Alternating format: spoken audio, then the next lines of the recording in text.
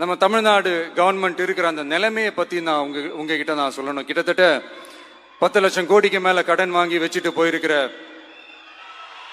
இன்னைக்கு அந்த தமிழ்நாடு அரசு இருக்கிறப்போ, கஜானாவை சுத்தமா தொடச்சி வலிச்சு வச்சுட்டு போயிருக்கிறப்போ,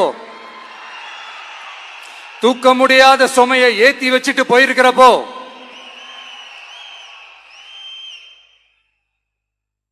அப்படிப்பட்ட ஒரு நிலைமையில தான் இந்த பொறுப்பை நம்ம கையில் எடுத்திருக்கிறோம். உடனே நீங்க நினைக்கலாம், என்னடா இவர் ஏதோ பொறி வச்சு பேசுறாரா அப்படின்ட்டு. அப்படிலாம் எதுவுமே கிடையாது.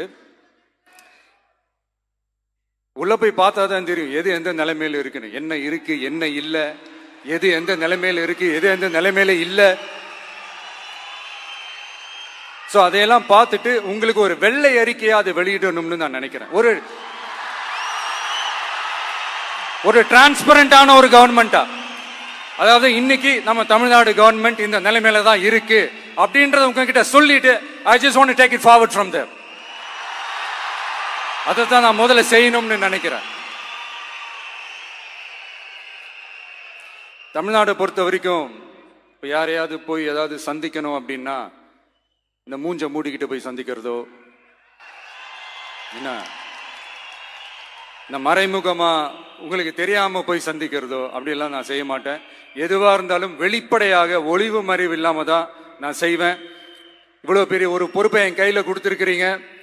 அதே நேரத்தில் எனக்கு கொஞ்சம் அவகாசமும் நீங்க கொடுக்கணும்னு நான் ரிக்வெஸ்ட் பண்ணி கேட்டுக்கிறேன். நான் சொன்னதையெல்லாம் படிப்படியா நிறைவேற்ற நான் ட்ரை பண்ணுவேன், நிறைவேற்றுவேன். அதே நேரத்தில் எனக்கு கொஞ்சம் அவகாசம் கொடுத்தீங்கன்னா எனக்கு கொஞ்சம் உதவியாகவும் ஒத்துழைப்பாகவும் இருக்கும். இது உங்களுடைய ஆட்சி.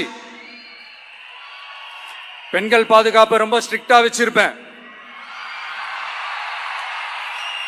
போதைப் பொருள் கலாச்சாரம் அதை கண்ட்ரோல் பண்றதுக்கு என்னென்ன ஸ்டெப்ஸ் எடுக்கணும், என்னென்ன முயற்சிகள் எடுக்கணும், இன்னிலிருந்து அதை நான் எடுப்பேன். நம்ம பசங்களை அதுல இருந்து காப்பாற்ற வேண்டியது நம்ம அரசனுடைய பொறுப்பு. அதே மாதிரி சட்டம் ஒழுங்கு எல்லாருக்குமான பாதுகாப்பை நான் உறுதிப்படுத்துவேன். என்ன அவமானப்படுத்தினவங்களாகவே இருந்தாலும், என்ன கஷ்டப்படுத்தினவங்களாகவே இருந்தாலும், அவங்களும் என் மக்கள் தானே. நண்பர்களாக இருந்தாலும் எதிரிகளாக இருந்தாலும் 8 கோடி மக்களும் என் மக்கள் தானே.